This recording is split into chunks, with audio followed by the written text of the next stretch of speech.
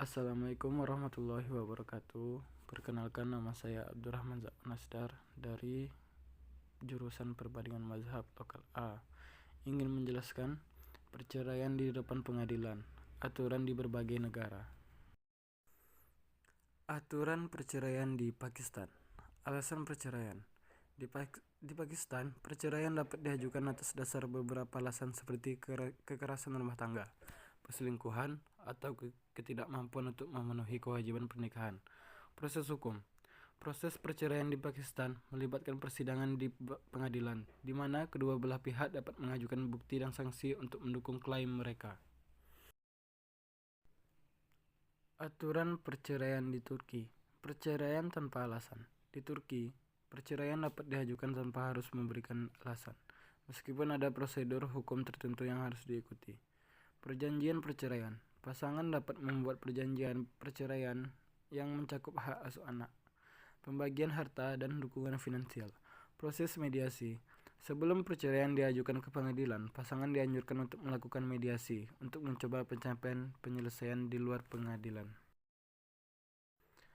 Aturan perceraian di Indonesia. Hak asing. Di Indonesia, perceraian dapat diajukan atas dasar beberapa alasan, termasuk kekerasan rumah tangga, perselingkuhan, dan penelantaran. Prosedur hukum. Proses perceraian di Indonesia melibatkan persidangan di pengadilan agama atau pengadilan negeri, tergantung pada agama dan pasangan. Hak asuh anak. Hak asuh anak biasanya diberikan kepada orang tua yang dianggap lebih mampu untuk merawat dan membesarkan. Aturan perceraian di Malaysia. Tuntutan perceraian. Perceraian di Malaysia dapat diajukan atas dasar beberapa alasan, termasuk perselingkuhan, penelantaran, dan kekerasan rumah tangga. Proses persidangan. Proses perceraian di Malaysia melibatkan persidangan di pengadilan syariah, di mana kedua belah pihak dapat mengajukan bukti dan saksi. Putusan pengadilan. Pengadilan akan memutuskan hasil perceraian termasuk hak asuh anak, pembagian harta, dan dukungan finansial. Aturan perceraian di Brunei. Perceraian di pengadilan syariah. Di Brunei, perceraian dapat diajukan melalui pengadilan syariah yang dipimpin oleh seorang hakim yang memahami hukum Islam. Proses mediasi. Mediasi adalah langkah pertama dalam proses perceraian, di mana pasangan mencoba mencapai penyelesaian di luar pengadilan.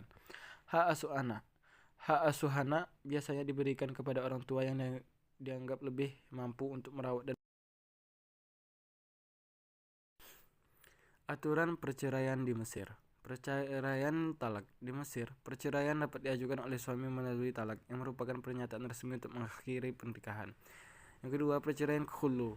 Perceraian khulu terjadi ketika istri membayar suami agar dia bersedia menceraikannya. Yang ketiga, perceraian fasq. Fasq adalah perceraian yang diajukan atas dasar pelanggaran kontrak pernikahan atau tidak.